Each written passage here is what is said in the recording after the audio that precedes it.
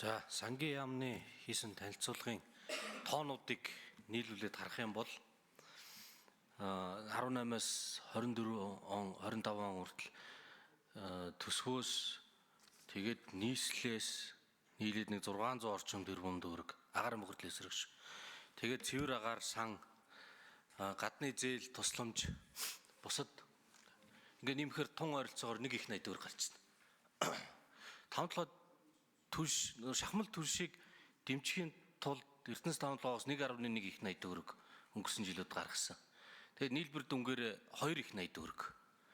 18 оноос өнөөдөр хүртэл бид нар 2 их 80 төгрөгийг утааны эсрэг тэмцэлд зарцуулсан байна. Энэ бол урт хугацааны шийдэл хийх үз их мөнгө. Тийм болохоор богино хугацааны шийдэлд яаралтай хэрэгтэй байна.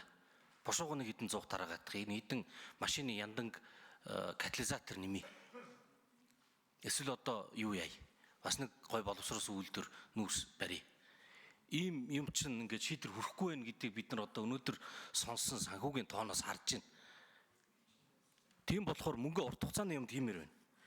Дүнтэй холбоотой нэг ганц нэг асуулт байна л да. Уг нь бид нар ч бас чуулган молон дээр асуугаал яриад идэг болохоор тавтаагаа наашаа чинь гэхдээ урт хугацааны шийдлүүд юу юм бэ гэдэг ингээд одоо энэ хүмүүс яриад дээ шүү дээ нөгөө дулаалга, дулаан сууц, ипотекийн зээл өгнө гэсэн одоо нөгөөх нь байхгүй болцсон.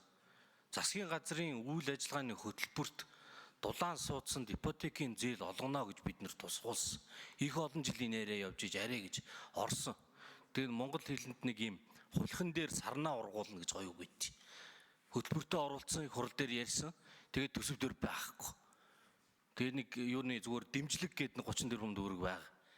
Тэгэхээр би зүгээр энд бас баталгаа болгоод сангийн яам байгаа учраас хашаандаа дулаан сууц барихад ипотекийн зээл олгоно гэх хэдэн төгрөг 2025 онд тооцож байгаа бол ийм нэг асуулт байна.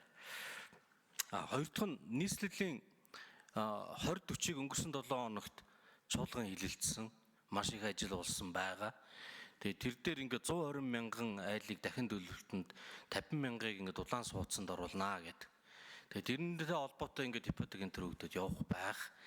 Тэнд болохоор зэрэг дулаалгын хит өндөр шаардлага тавьсан маш өндөр технологитой ийм зүйл.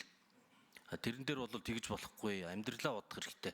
Олон улсын жишгийг л дагах хэрэгтэй. Тэрнээс илүү бол бид нарт хэрэггүй гэдэг саналыг хэлсэн байгаа. Би нэг бас бичгээр албан бичгээр хургуулна. Явж цаана монголчуудын амьдрал явж байгаа.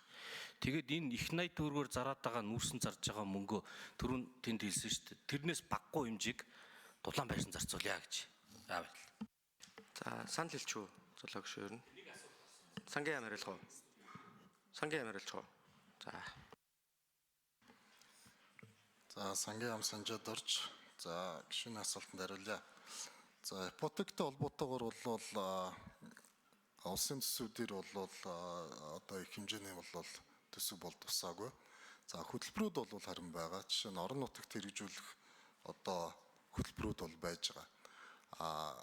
Жишээ нь орон нутагт одоо төрийн албаагч цацч байт юм уу тийм зориулсан одоо тийм 3% зээлийн үг хөтөлбөр дээр бол бид нэ зээлийн татаас олох байдлаар бол хэрэгжүүлэхээр бол хөтөлбөрүүд бол батлагдсан.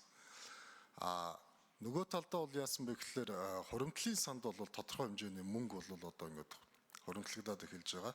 За энэ мөнгийг бол бид нар бол Монгол банкнд бол байршуулах замаар ипотекийн бас өөрөө их усүр болох замаар бол бас ипотекийн үртэмжийг нэмэгдүүлэх одоо тийм арга замыг бол эрэлхийлж ажиллаж байгаа бодлогоос хойш.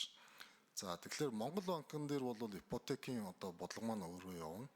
За засгийн газраас бол хүсэлтээ мэдээч хэрэг одоо хөрөнгө байршуулсны хүрээнд нөгөө талдаа бол зээлийн одоо татаасыг одоо тодорхой хэмжээнд олгосны хүрээнд бол бас хөтөлбөрүүдээ бол дэвшүүлнэ. За тэр хүрээндээ бол яг таны хэлж байгаа энэ хөтөлбөрүүдийг бол Монгол банктай бол тохиролцоод явах тийм асуудал бол гарч ирнэ.